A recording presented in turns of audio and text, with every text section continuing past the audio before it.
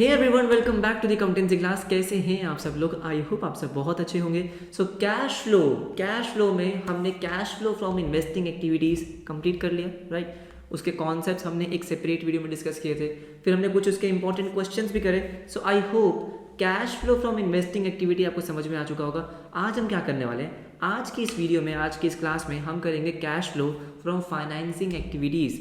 Financing activities में क्या होता है, कैसे कैसे करना है, सब कुछ आपको इस क्लास में मैं समझाने वाला हूँ। क्वेश्चंस की प्रैक्टिस भी होगी इस क्लास में, तो पूरा कॉन्सेप्ट आपका इसी क्लास में खत्म हो जाएगा। सो देर किस बात की, फटाफट से आज की क्लास शुरू करते हैं। ओके, सो सबसे पहले फाइनेंसिंग एक्टिविटीज़ क्या होता है उसको डिस्कस कर लें। एक बार पहले भी डिस्कस कर चुके हैं, फटाफट से रिकॉल करते हैं। तो फाइनेंसिंग का मतलब क्या होता है? फाइनेंसिंग का मतलब होता है जब बिजनेस को आगे बिजनेस ग्रो करना है, आगे बढ़ना है, ग्रोथ चाहिए, एक्सपेंशन चाहिए, उसके लिए पैसे चाहिए, है ना। अगर आपको अपना बिजनेस ग्रो करना है, पैसे तो चाहिए। तो जब भी बिजनेस को फंड्स की रिक्वायरमेंट होती है, पैसों की ज़रूरत होती है, तो वो क्या करता है, वो बोरो करता है। अब बोरो बहुत जगह से कर सकता है। एक होता है कि भाई उसने सिंपली बैंक से लोन ले लिया। क्या ले लिया? बैंक से लोन ले लिया। या हमने एक चीज़ और पढ़ी है कि भाई अगर उसने डिबेंचर्स इशू कर दिए। क्या इशू कर दिए? डिबेंचर्स। डिबेंचर्स भी क्या होता है, एक तरीके का लोन हुई।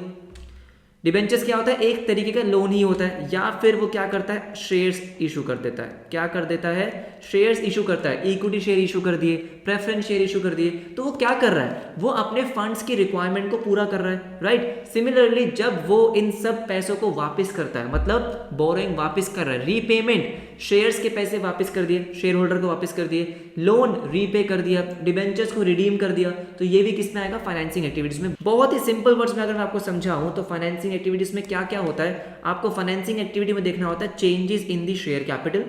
जो आपका शेयर कैपिटल है, इक्विटी शेयर कैपिटल भी और प्रेफरेंस शेयर कैपिटल भी, उसमें अगर कुछ चेंज आया है तो इसका मतलब आपकी फाइनेंसिंग एक्टिविटी हुई है, ठीक है। डिबेंचर्स, अगर आपके डिबेंचर्स में कुछ चेंज आया तो या तो आपने क्या किया होगा, डिबेंचर्स इशू करे होंगे, या फिर डिबेंचर्स को रिडीम किया होगा। या जो बाकी आपकी बोरिंग्स होती है, शॉर्ट टर्म भी हो सकती है, लॉन्ग टर्म भी हो सकती है। जैसे मैंने आपको बताया था, शॉर्ट टर्म बोरिंग में क्या आता है, जैसे बैंक ओवरड्राफ्ट। बैंक ओवरड्राफ्ट में क्या है कि आपके पास पैसे नहीं थे तो आपने बैंक से शॉर्ट पीरियड के लिए एक तरीके का लोन लिया है ना, अपने फंड्स के रिक्वायरमेंट को पूरा किया है, पैसों की जरूरत को पूरा किया है। क्या है वो? आपका फाइनेंसिंग एक्टिविटी। तो ये सारी एक्टिविटीज कहाँ आती है? फाइनेंसिंग में। इसके बाद जो आपने फाइनेंस किया है, अपने बिजनेस को फाइनेंस किया है, इसके अगेंस्ट में कुछ खर्चा आपको पे करना पड़ता है, कुछ एक्सपेंस आपको पे करना होता है। जैसे कि अगर आपने लोन लिया है तो इंटरेस्ट पे करना पड़ेगा, अगर आपने शेयर्स इशू करे हैं तो डिविडेंड पे करना पड़ेगा। ये सब चीजें आपकी होती हैं। तो इंटरेस्ट पेमेंट हो या फिर डिविडेंड की पेमेंट हो, ये भी आपकी क्या है? फाइनेंसिंग एक्टिविटी है। क्यों? अरे भाई, इंटरेस्ट या डिविडेंड क्यों पे कर रहे हो? क्योंकि आपने बिजनेस को फाइनेंस किया है, बिजनेस के लिए आपने बोरोइंग्स करी है, शेयर्स को इशू किया है, तो वो भी किसका पार्ट होगा? आपकी फाइनेंसिंग एक्टिविटीज का। क्या मेरी बात समझ में आ गई? राइट। जैसे मैंने नीचे एग्जांपल्स आपको दे रखे हैं। Issue of shares for cash, of course आपने डिबेंचर्स इशू कर दिए, लोन लिया, या बाकी शॉर्ट टर्म बोरिंग्स है।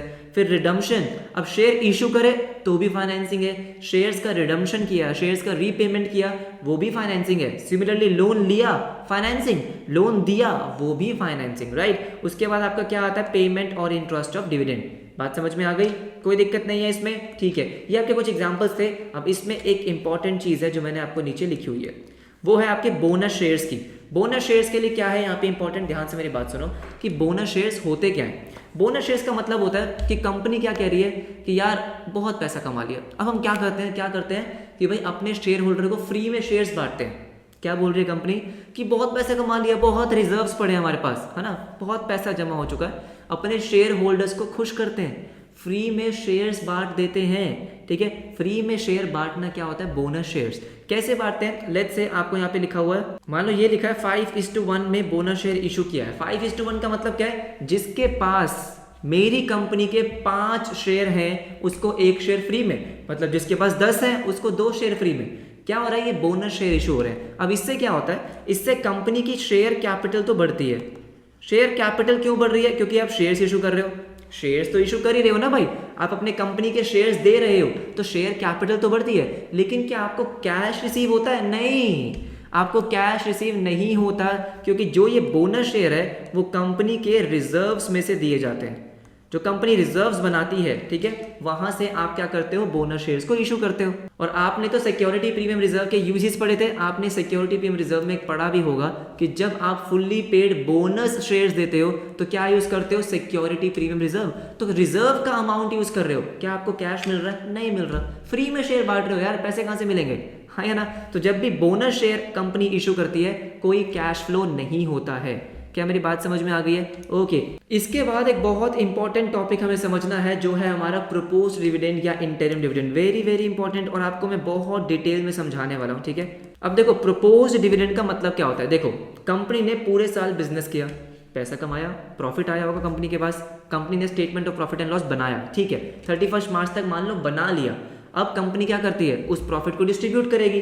किस में डिस्ट्रीब्यूट करेगी, शेयर होल्डर्स में डिस्ट्रीब्यूट करेगी। शेयर होल्डर्स को क्या मिलता है, डिविडेंड।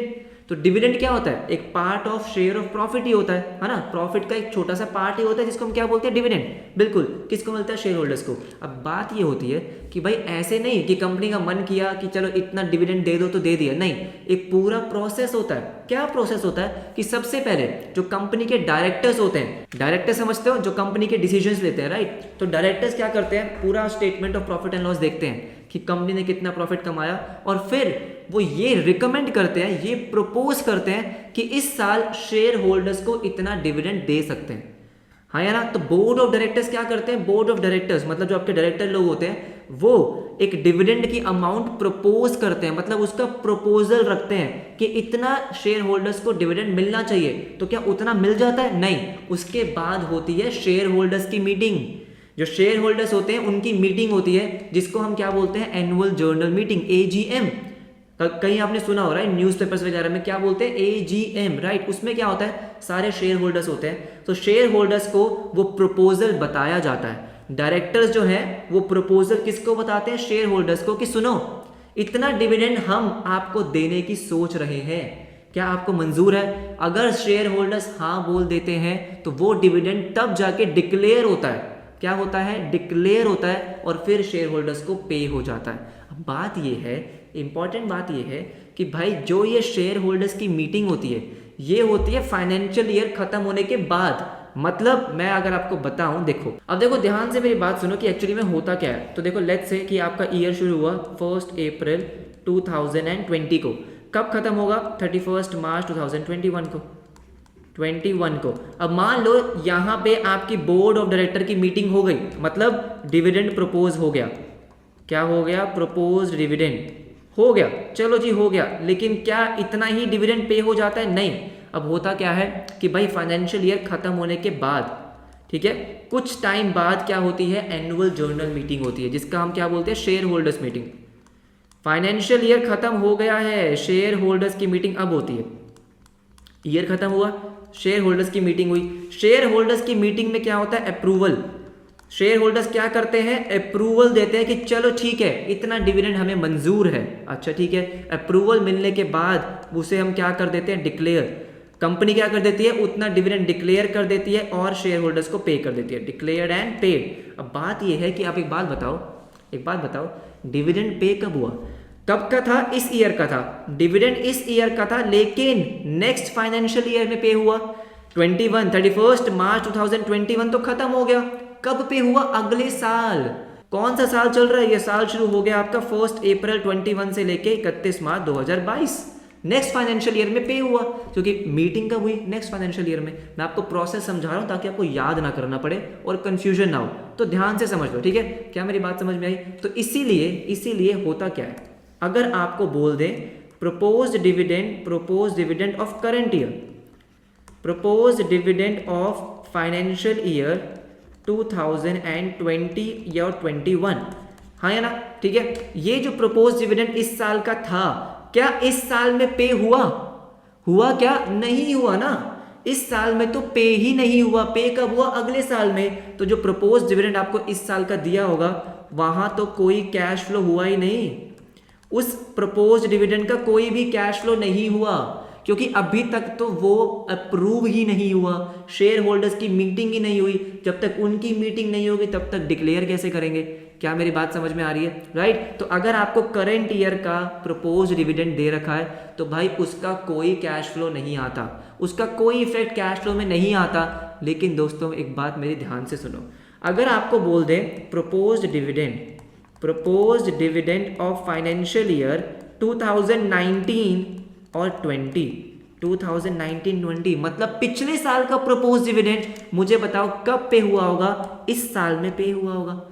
पिछले साल का जो प्रपोज डिविडेंड होगा उसकी मीटिंग इस साल में आई होगी, इस साल मतलब 2021 में, इस साल अप्रूवल आया होगा, इस साल वो डिक्लेयर होगा।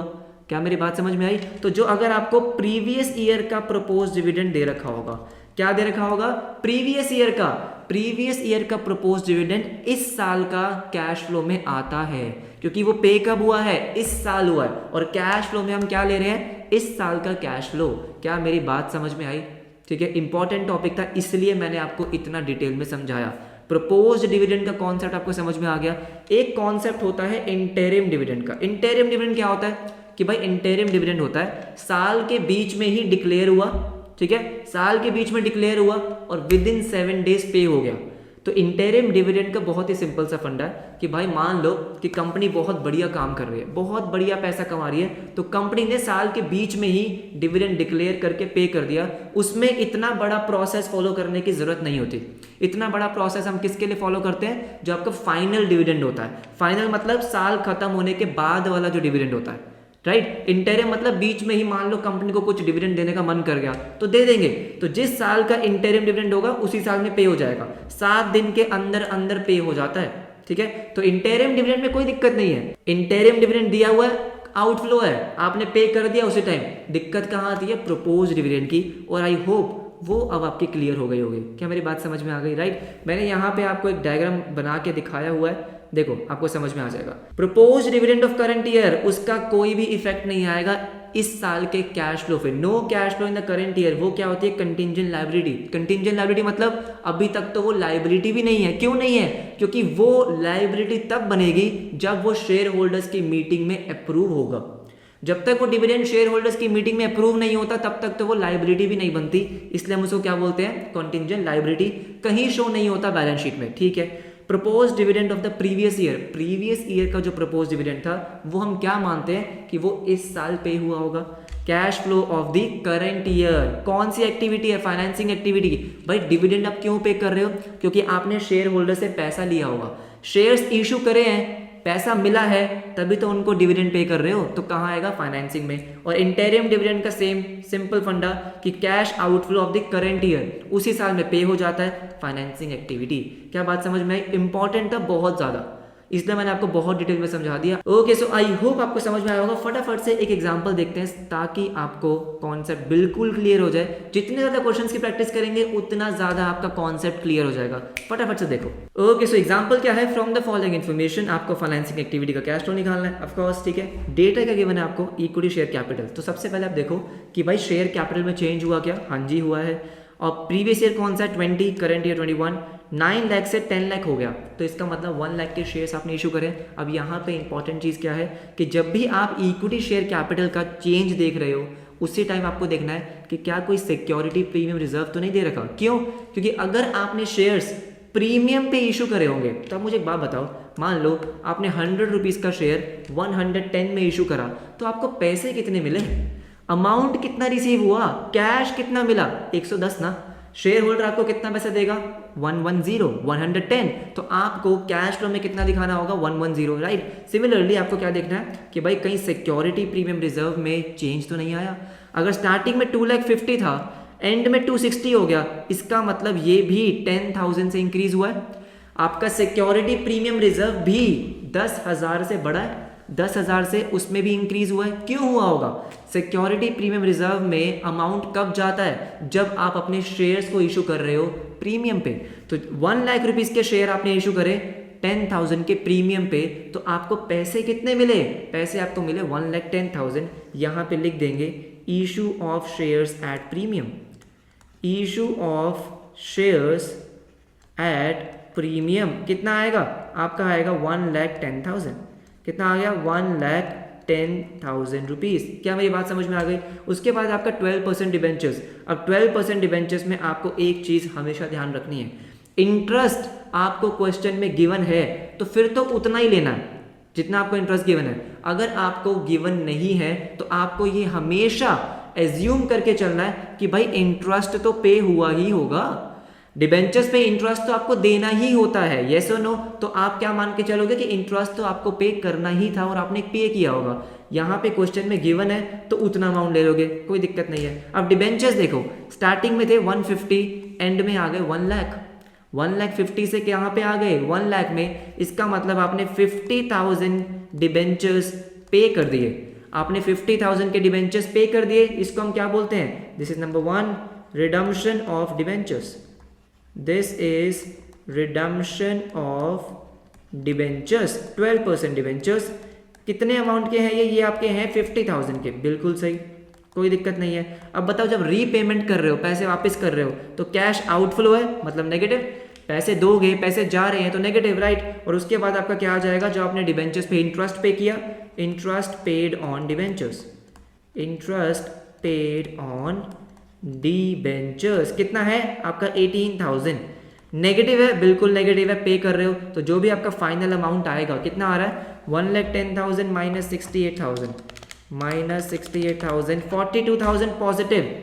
42,000 आपका पॉजिटिव आ रहा है। पॉजिटिव आ रहा है तो हम क्या लिखेंगे? कैश फ्लो, ठीक है। क्या लिखेंगे? Cash flow from financing activity, from financing activity. क्या मेरी बात समझ में आ गई? बहुत ही सिंपल सा एग्जांपल था, कुछ और बेटर एग्जांपल्स करेंगे जिसमें बहुत सारी चीजें आपको मेंशन हो, राइट। ये समझ में आ गया? फटाफट से देखो next example. Okay, so next example आपका क्या है? From the following extracts of the balance sheet of x limited calculate cash flow from financing.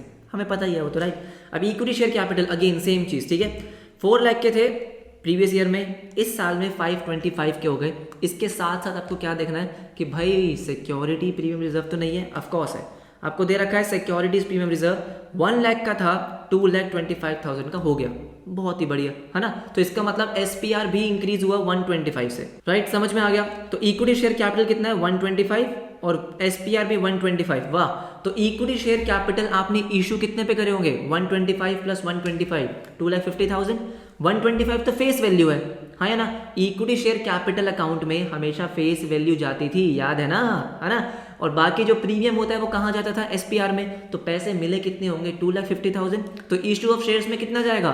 2,50,000। लिख दो फटाफट से यहाँ पे लिख देते हैं number 1, issue of shares at premium, issue of shares at premium. मैं थोड़ा शॉर्ट फॉर्म यूज कर रहा हूँ, आपको नहीं करना। कितना है? 2,50,000, राइट। तो नेक्स्ट आइटम फटाफट से देखते हैं। देखो उसके बाद आपको क्या दे रखा है? 10% preference share capital. Again second चीज जो आपको ध्यान रखनी है, एक मैंने आपको क्या बताया, एक चीज मैंने आपको क्या बताई, डिबेंचर का जो इंटरेस्ट है वो आपको हमेशा पे करना है, ठीक है। दूसरा, प्रेफरेंस शेयर कैपिटल का जो डिविडेंड है वो भी आपको हमेशा पे करना है। आपको पता है भाई, प्रेफरेंस शेयर कैपिटल का डिविडेंड आप पे करते ही करते हो। इक्विटी शेयर कैपिटल का डिविडेंड जब दे रखा होगा तब पे करेंगे, क्योंकि उनका तो ऐसा ही होता है। लेकिन प्रेफरेंस शेयर कैपिटल का डिविडेंड आपको हमेशा पे करना ही होता है, ठीक है। अब देखो 10% प्रेफरेंस शेयर कैपिटल, 5,50,000 के थे, 4 लाख के हो गए। अरे बाबा रे बाबा, मतलब क्या है? रिडम्पशन। आपने 1,50,000 के प्रेफरेंस शेयर रिडीम कर दिए। नीचे एडजस्टमेंट में देखते हैं क्या कुछ गिवन है। पहला एडजस्टमेंट था equity shares were issued on 31 मार्च, मतलब आपने जो इक्विटी शेयर इशू करे हैं 2,50,000 के, वो कब करे हैं? ईयर एंड पे करे, कोई दिक्कत नहीं है। Interim dividend on equity share, इसको हम देखेंगे बाद में। थर्ड पे आते हैं, preference shares were redeemed on 31 March 2021 at a premium of 5%। क्या बोल रहा है कि भाई प्रेफरेंस शेयर्स आपने रिडीम करें, ईयर एंड पे करें 31 मार्च को, प्रीमियम ऑफ 5%, राइट। अब देखो प्रेफरेंस शेयर कैपिटल में तो क्या जाता है? Face value. Share capital account में हमेशा फेस वैल्यू जाती है। कितने के रिडीम करें? 1,50,000 के। 1,50,000 के आपने रिडीम करे 5% प्रीमियम पे, तो पैसे कितने दिए होंगे? 1,50,000 प्लस इसका 5%, हाँ या ना। तो ये आएगा 7,500, 1,57,500, 57,500। इतने पैसे आपने प्रेफरेंस शेयर होल्डर्स को दिए होंगे, राइट। तो कैश आउटफ्लो कितना है? इतना ही है। यहां लिखते हैं रिडम्पशन ऑफ प्रेफरेंस शेयर्स, यहां लिख दो रिडम्पशन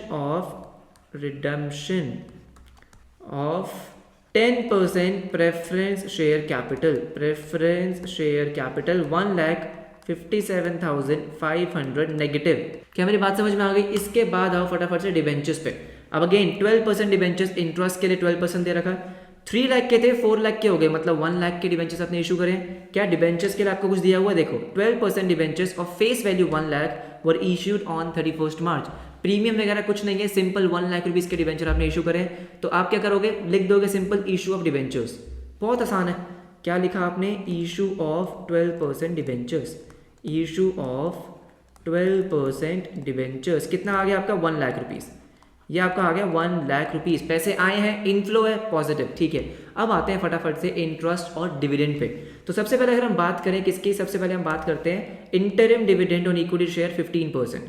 कितना है? 15%। अब मेरी बात बहुत ध्यान से सुनो। आपने 15% का डिविडेंड पे किया, किसको पे किया होगा? उस टाइम पे जो आपके शेयर कैपिटल्स होंगे, उस टाइम पे जो आपके पास शेयर होल्डर्स होंगे, उनको पे किया होगा। अब एक बात बताओ, स्टार्टिंग में आपके पास शेयर कैपिटल 4 लाख रुपीज का था, एंड में 525 है, राइट। आपको ये मेंशन किया गया है कि आपने जो इशू करा है वो 31 मार्च को किया। कब किया? 31 मार्च को। इंटरिम डिविडेंड क्या होता है? During the year. तो इसका मतलब पूरे साल आपके शेयर होल्डर्स कितने थे? शेयर कैपिटल कितने थे? 4 lakh rupees.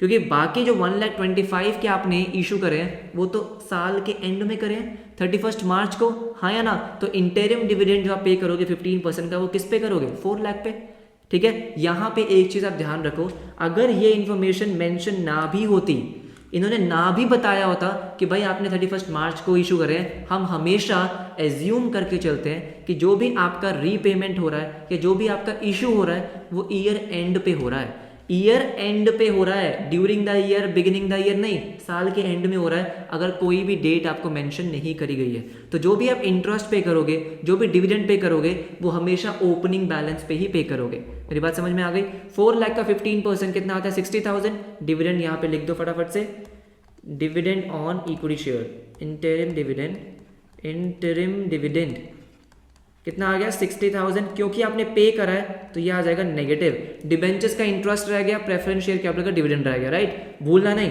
10% preference share capital, यहाँ पे मेंशन नहीं किया गया कि डिविडेंड पे हुआ या नहीं हुआ।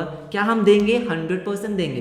प्रेफरेंस शेयर कैपिटल को डिविडेंड देना है, क्वेश्चन में मेंशन हो या ना हो। अगेन 5,50,000 थे स्टार्टिंग में, एंड में कितने हो गए? 4 लाख। इन्होंने बताया भी है कि आपने 31 मार्च को ही रिडीम करें, ना बताया होता तब भी मैं क्या करता? 31 मार्च ही मानता। तो जो आप डिविडेंड पे करोगे वो किस पे करोगे? 5,50,000 पे। स्टार्टिंग में कितने थे? 5,50,000, एंड तक 5,50,000 ही रहे, उसके बाद आपने रीपेमेंट करी है। तो डिविडेंड 10% किस पे करोगे? 550 पे। 55,000 आ जाएगा आपका डिविडेंड प्रेफरेंस शेयर्स का। लिखो फटाफट से, dividend on preference shares, dividend on preference shares 55,000। हाँ जी, 55,000 डन। डिबेंचर का इंटरेस्ट रह गया, वो देखते हैं। अब डिबेंचर इंटरेस्ट के लिए आपको क्या बोला कि भाई जो डिबेंचर आपने इशू करे हैं 3 लाख से 4 लाख, वो भी 31 मार्च को हुए हैं। अगर मेंशन ना होता तब भी हम 31 मार्च लेते। तो जो इंटरेस्ट आपको पे करना है 12%, वो किस पे करोगे? ओपनिंग बैलेंस पे, 3 लाख। डिबेंचर्स आपके पूरे साल थे कितने? 3 लाख के ना, तो 3 लाख पे इंटरेस्ट पे करोगे 36,000। यहाँ पे हम फटाफट से लिख देते हैं 36,000 का interest, interest on debentures, interest on debentures 36,000, बस हो गया। अब हम क्या करेंगे? अब हम निकालेंगे नेट अमाउंट, जल्दी से निकालते हैं। कितना आ रहा है? 250 पॉजिटिव का है, minus 157,500 plus 1 lakh minus 60,000 minus 55,000 और माइनस 36,000, 41,500 पॉजिटिव आ रहा है। क्या आ रहा है? 41,500 पॉजिटिव। और अगर पॉजिटिव आ रहा है तो हम क्या लिखते हैं? Cash flow from financing activity, from financing activity, financing activity. Okay, so I hope आपको समझ में आ गया होगा। आज हमने बहुत ही सिंपल से क्वेश्चंस करे। नेक्स्ट वीडियो में हम कुछ बहुत अच्छे क्वेश्चंस की प्रैक्टिस करेंगे जो आपके एग्जाम्स में आने के चांसेस बहुत ज़्यादा होते हैं, राइट। कॉन्सेप्ट क्लियर है, कैसे अटेम्प्ट करना है, क्या एजम्पशंस लेनी है। आज की वीडियो का टारगेट यही था और आई होप आपको बिल्कुल क्लियर हो गया होगा। अगर हाँ तो वीडियो को लाइक ज़रूर कर देना, सो दैट यूट्यूब बाबा को पता चलता रहे कि ये वीडियो अच्छी है और बच्चों को भी दिखाएंगे, है ना। तो प्लीज़ वीडियो को लाइक करना मत भूलना। और if you are new to the channel, अगर आप पहली बार आए हो तो आप पहले वाली वीडियोस देख सकते हो, और अगर आपको समझ में आ रहा है तो यू कैन सब्सक्राइब, ठीक है, सब्सक्राइब कर देना। उसके बाद वो बेल आइकन आपको दिख रहा है, उसको प्रेस कर देना, सो दैट जब भी वीडियो आए आपके पास नोटिफिकेशन आ जाए। कोई वीडियो मिस नहीं होनी चाहिए, पूरा सिलेबस हम कंप्लीट करके चलेंगे, राइट। सो मिलते हैं आपसे नेक्स्ट क्लास में, तब तक के लिए बाय बाय, टेक केयर।